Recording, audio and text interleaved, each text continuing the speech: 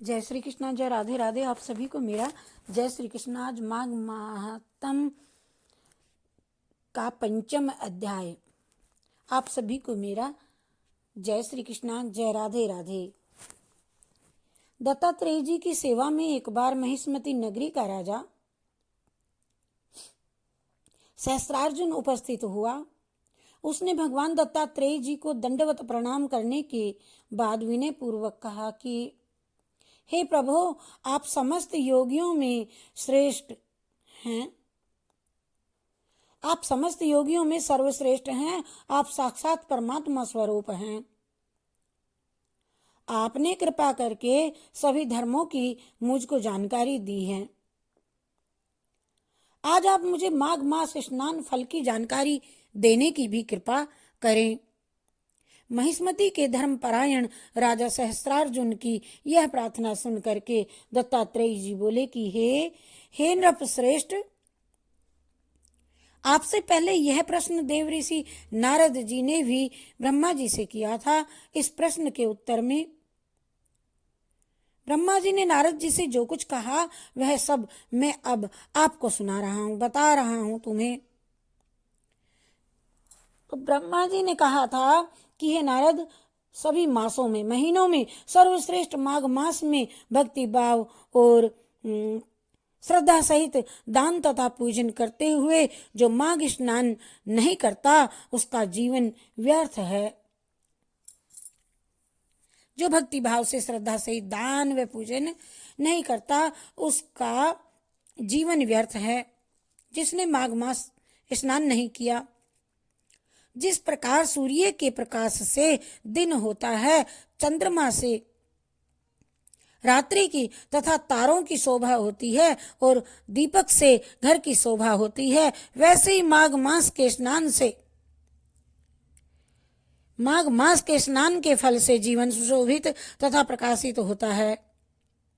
पूजा पाठ, व्रत, दान, तप इत्यादि से अधिक भगवान विष्णु को माघ स्नान प्रिय है। माघ स्नान के लिए मनुष्य को प्रस्तुत देख करके उसके समस्त पाप उसका साथ छोड़ना प्रारंभ कर देते हैं और वह मनुष्य अग्नि के समान तेजस्वी हो जाता है। प्रत्येक मनुष्य को यही चाहिए कि समस्त पापों से मुक्त होने के लिए, सुखी संपन्न जीवन प्राप्त करने के लिए, विष्णु भगवान की कृपा प्राप्त करने के लिए तथा अंत में मोक्ष प्राप्त करने के लिए माघ स्नान अवश्य ही करें। सभी को करना चाहिए। माघ स्नान का पुण्य प्रताप मनसा वाचा कर्मणा किए गए सारे पापों को उसी प्रकार से जला देता है, भस्म कर देता है कि जैसे अग्नि सूखे काष्ठ को जला डालती है। पाप चाहे अज्ञानता वश किया गया हो, अर्थात या जान करके अथवा जान करके माघ स्नान का फल सभी प्रकार के पापों का नाश कर देता है। और धर्मात्मा, तपस्वी तथा प्रभु भक्त माघ स्नान के फल से के स्वर्ग को जय श्री कृष्णा, जय राधे राधे। हरे रामा हरे रामा हरे रामा हरे हरे, हरे कृष्णा हरे कृष्णा हरे हरे, हरे रामा हरे रामा हरे रामा हरे हरे, हरे कृष्णा हरे कृष्णा हरे हरे, हरे रामा हरे रामा हरे हरे। माघ स्नान का पुण्य प्रताप मनसा वाचा कर्मणा किए गए सारे पापों को उसी प्रकार से जला करके भस्म कर देता है कि जैसे अग्नि सूखे काष्ठ को, और पाप चाहे अज्ञानतावश किया गया हो उसका जानबूझ करके माघ स्नान का फल सभी प्रकार के पापों का नाश कर देता है। धर्मात्मा, तपस्वी तथा प्रभु भक्त माघ स्नान के फल से स्वर्ग को प्राप्त करते हैं, तो पापी तथा घोर पातकी तक स्नान माघ स्नान के प्रभाव से पापों से मुक्त होकर के शुद्ध हो जाते हैं। ये माघ स्नान पापियों का उद्धार करने वाला है। हे राजन, माघ मास के व्रत के विषय में मैंने जो भी कुछ आपको बतलाया है उससे आप लाभ उठाएं, उसमें कोई भी संशय नहीं है। उसमें किसी प्रकार की शंका का या अविश्वास करना पाप है। जिस प्रकार भगवान विष्णु की आराधना सभी मनुष्यों को करनी चाहिए, वैसे ही माघ स्नान भी सभी मनुष्यों को करना चाहिए। भगवान दत्तात्रेय जी ने आगे कहा कि हे राजन, बाहर से इतना सुंदर दिखने वाला मनुष्य का ये जो शरीर है, ये सुंदर शरीर अस्थियों का स्तंभ तथा स्नायुओं का बंधन है। यह रक्त एवं मांस से युक्त है और चर्म से लिपटा हुआ है। यह शरीर अनेकों प्रकार के मलों का स्रोत है और मल मूत्र इत्यादि को धारण करने वाला है। सदैव ये जरा, रोग, शोक, मोह, दुख, द्वेष अर्थात विपत्तियों तथा अनेकों शारीरिक एवं मानसिक संतापों से सदैव घिरा रहता है। ये मानव, ये शरीर, ये मनुष्य का जो पुतला है, ये शरीर निंदा, निर्दयता, द्रोह तथा अनेकों दुखदायी कष्टों से घिरा रहता है।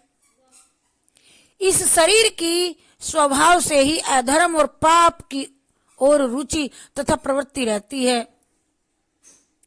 स्वाभाविक ही यह अधर्म करने को सदैव तत्पर रहता है। काम, क्रोध, लोभ, मोह, मद इत्यादि समस्त नरक के द्वार मानव शरीर में हैं।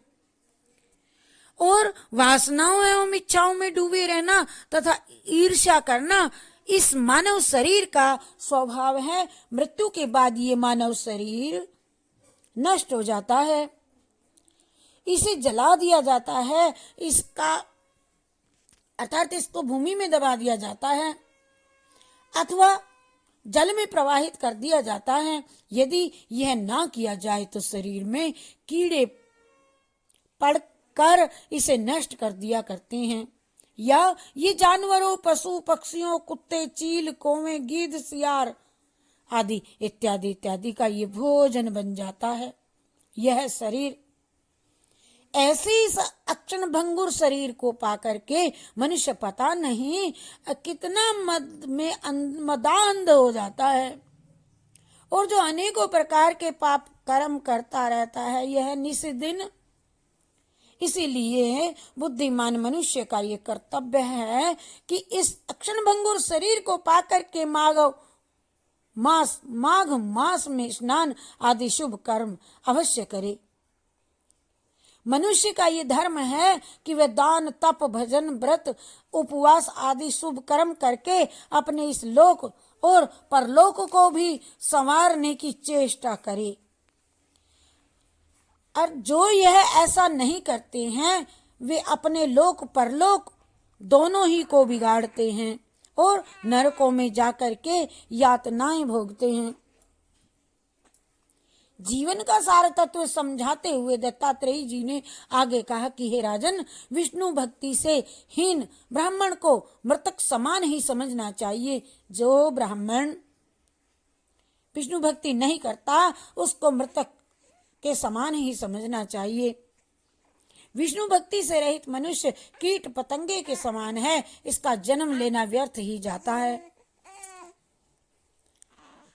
और छल से युक्त धर्म, क्रोध से युक्त तप, दृढ़ता से रहित ज्ञान और अभिमान और विश्वास अविश्वास से युक्त शास्त्र श्रवण इत्यादि सभी व्यर्थ हैं यदि विश्वास न करे तो। अविश्वास से युक्त शास्त्र श्रवण सुनना भी इत्यादि सभी व्यर्थ है, अर्थात यूं ही समय गवाया। भक्ति और आस्था से रहित गुरु और ब्रह्मचारी समाप्त हो जाते हैं। भक्ति से रहित केवल अपने लिए बनाया गया भोजन व्यर्थ है और कृपण का धन भी व्यर्थ है। इसी तरह अभ्यास रहित विद्या भी व्यर्थ है। हे राजन, क्रोध से ज्ञान का नाश होता है और चित्त अशांत तथा व्यग्र होने से जप व तप व्यर्थ जाते हैं। कृपण का धन व्यर्थ जाता है और निर्धनता के कारण मन में उत्पन्न इच्छाएं व्यर्थ जाती हैं। इसी प्रकार पवित्र तथा धार्मिक जीवन व्यतीत न करने वाले मानव का जीवन व्यर्थ जाता है। तो आगे आगे दत्तात्रेय जी ने कहा, दत्तात्रेय जी आगे बोले, हिंसक, क्रूर, श्रवण, सोना चुराने वाले, स्वर्ण चुराने वाले, ब्रह्म हत्या करने वाले, पर स्त्री गमन करने वाले और मद्यपापी, ये सब के सब महापातकी हैं। कहाँ तक गिनाऊं, इनकी संगत में रहने वाले भी पाप के भागी बनते हैं। हे राजन, यदि ये महापातकी भी नियम पूर्वक माघ स्नान करें तो और पुण्यदान करते हुए धर्म और सत्य का आश्रय लेकर के जीवन व्यतीत करें तो ये महापातकी भी पापों से मुक्त होकर के स्वर्ग को प्राप्त करते हैं। भगवान विष्णु ने स्वयं ये कहा है कि यदि ब्रह्मघाती, हिंसक, हमारे इत्यादि जितने भी, कितने भी, कैसा ही भी, कोई भी हत्यारा क्यों ना हो, ये सभी प्रकार के महापापी भी यदि सूर्य के पूर्व उदय के पूर्व ही माघ स्नान कर ले तो उन्हें भी हम सब पापों से मुक्त कर देते हैं। हे राजन, जब माघ स्नान की कृपा से महापातकी भी मुक्त हो जाते हैं तो साधारण और छोटे पापों की से मुक्ति तो सहज ही स्पष्ट है। इसीलिए महापाप नाशी माघ स्नान अवश्य करना चाहिए। जिस समय ब्रह्म मुहूर्त में मनुष्य माघ स्नान प्राप्त करता है, प्रारंभ कर देता है, स्नान शुरू कर देता है स्नान करना, उसी समय उसके पाप इस तरह कंपायमान होने लग जाते हैं कि जिस प्रकार प्रचंड वायु वेग से पीपल के पत्ते कांपने लगते हैं। माघ स्नान करने से मनुष्य उसी प्रकार पवित्र हो जाता है जिस प्रकार साधना से तपा हुआ तपस्वी और उसके अज्ञान, पाप और मोह का नाश हो करके उसका अंतःकरण पवित्र हो जाता है। और यदि मन और वचन से शुद्ध हो करके मुक्ति की कामना से माघ स्नान किया जाए तो मनुष्य को अवश्य ही मुक्ति प्राप्त होती है। भगवान दत्तात्रेय जी ने आगे कहा कि हे राजन, अब आप माघ स्नान के चमत्कारी प्रभाव से जुड़ी एक आश्चर्यजनक कथा सुनिए। सुनाता हूं। भगवान दत्तात्रेय जी ने जब कहा, महर्षि भृगु जी के वंश में उत्पन्न एक परम साध्वी और धार्मिक रुचि वाली ऋषि का नाम की एक ब्राह्मणी थी। दुर्भाग्यवश ऋषि का ब्राह्मणी अपने बाल्यकाल में ही विधवा हो गई थी। अपने बाल वेधों से दुखी होकर के घोर तपस्या उसने की और विंध्याचल क्षेत्र में रेवा और कपिला के संगम पर अमरकंटक तीर्थ में जाकर के ऋषि का ने घोर तप किया। वह सदाचार का पालन करती हुई भगवान विष्णु जी की भक्ति में सदैव लीन हो करके उग्र तप करने लगी। ऋषि का स्वभाव सुशील और धर्म परायण तो था ही, वह अपनी स्थिति अनुसार दान भी करती रहती थी और वह प्रतिदिन हवन पूजन दान करने के पश्चात भगवान और ब्राह्मणों को भोग अर्पित करने के बाद छठवें पहर में भोजन करती थी। वह ब्राह्मणी नर्मदा के किनारे कृच्छ और तृप्त कृच्छ व्रतों में भी विधि पूर्वक किया करती थी। इस प्रकार तपस्विनी ब्राह्मणी ने रेवा और कपिला के संगम पर 60 महीना 60 मास अर्थात 5 वर्षों तक स्नान किया। कठोर व्रतों और तप से ऋषिका की काया अत्यंत जर्जर हो गई तथा वायु भी सहन नहीं कर सकती थी और भोग पूरा करके वह अपनी अवधि का भोग पूरा कर आयु भोग पूरा कर वह उसी तीर्थ में मर गई। माघ स्नान के पुण्य प्रभाव से वह 4000 युगों तक विष्णु लोक में निवास करती हुई दिव्य सुख प्राप्त करती रही। इसके पश्चात ब्रह्मलोक में वह तिलोत्तमा नाम की से अवतीर्ण हुई। दे दीप्यमान रत्न के समान दमकते तिलोत्तमा के सौंदर्य को देख करके देवता भी मोहित हो जाते थे और वह सूक्ष्मांगी सौंदर्य का प्रकाश थी तथा सुंदरता में अप्सराओं में भी वह श्रेष्ठ थी। उसके निर्माण से संतुष्ट तथा सुंदरता से प्रभावित ब्रह्मा जी ने एक दिन उनसे कहा, हे पुत्री, दैत्यों का विनाश करने के लिए तुम शीघ्र ही यहाँ से प्रस्थान करो और संसार को अपने अत्याचारों से घोर दुखी करने वाले सुंद और उपसुंद नामक महाबली दैत्यों का नाश करके संसार में अहिंसा, अभय और ईश्वर भक्ति तथा धर्म की स्थापना करो। तिलोत्तमा, ब्रह्मा जी ने उनसे कहा। और ब्रह्मा जी से प्रेरणा पाकर के देवी तिलोत्तमा हाथ में वीणा धारण कर आकाश मार्ग से पृथ्वी पर आई और उस स्थान पर गई कि जहां वही दोनों भाई सुंद और उपसुंद नामक दुष्ट और अत्याचारी देव शत्रु दैत्य उपस्थित थे।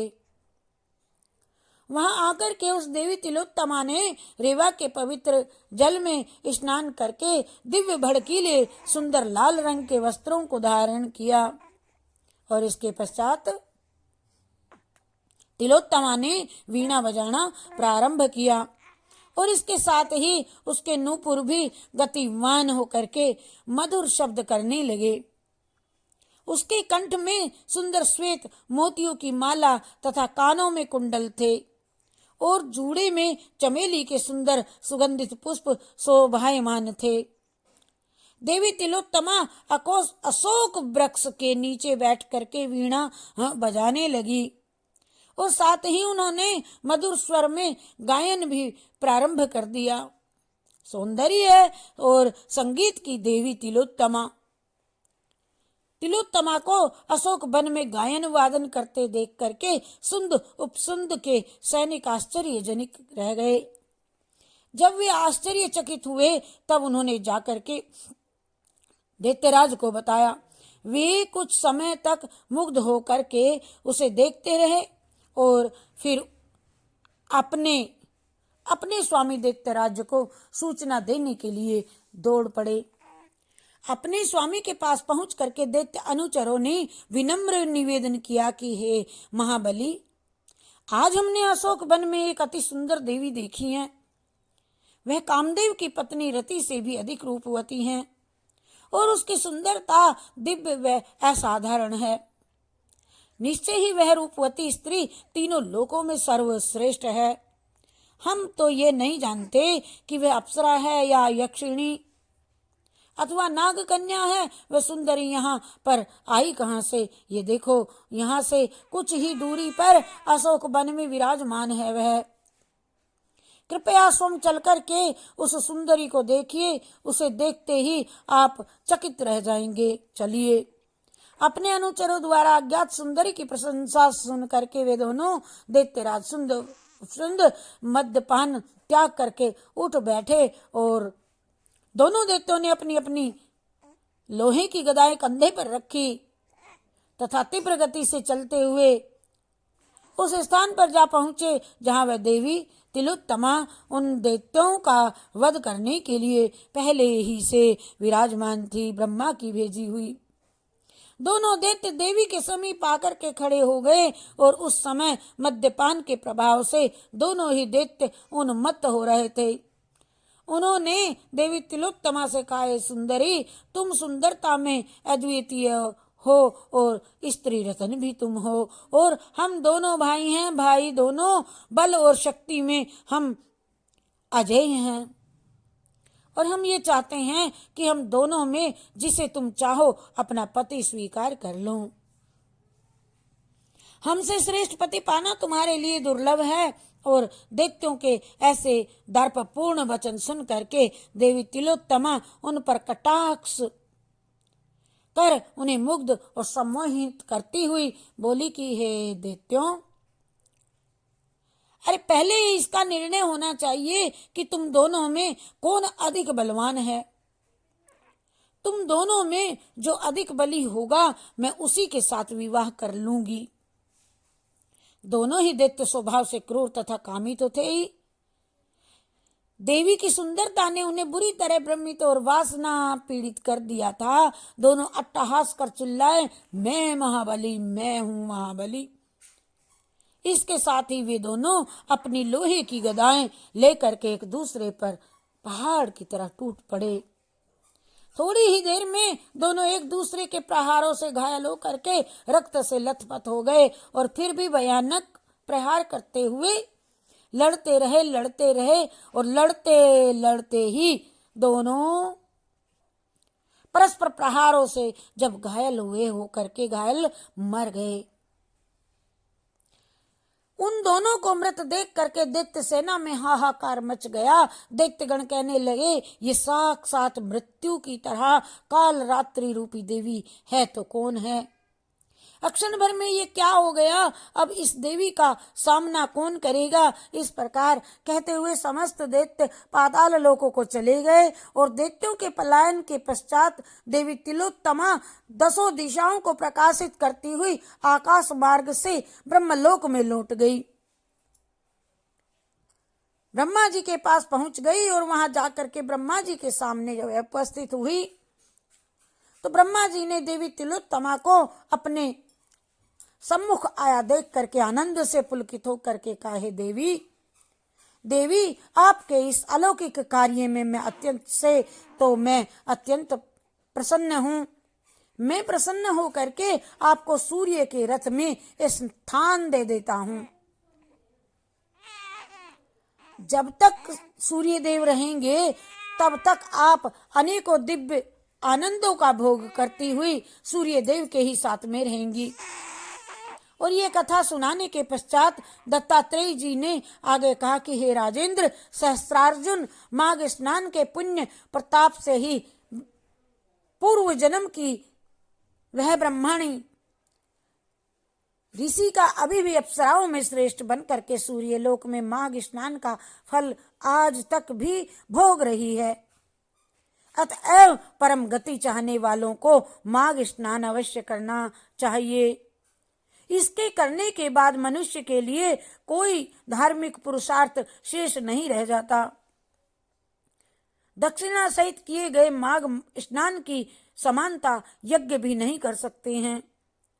तीर्थ स्थल पर किए गए माघ स्नान की समानता कोई भी अन्य पुण्य कार्य नहीं कर सकता है। और तीर्थ पर किए गए माघ स्नान से महापाप नष्ट होते हैं तथा मनुष्य को मोक्ष प्राप्त होता है। इसीलिए तो सभी श्रेष्ठ ज्ञानी तपस्वी वहीं पर डेरा डालते हैं। और अतएव जो मनुष्य श्रद्धा तथा भक्ति से युक्त होकर के माघ स्नान को करेंगे, ये समस्त सुखों को प्राप्त करते हुए